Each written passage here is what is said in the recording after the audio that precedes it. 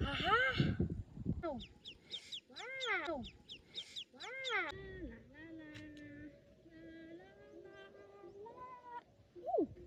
cái đó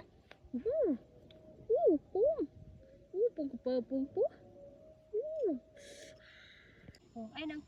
pum cặp lịch sách wow tuần thủ wow wow aha thời sự với sân nhưng mà việc các cô đang nhỏ mò chỉ còn ấy nè pum xả na không thông tiếp mới sân nhỏ chỉ còn ấy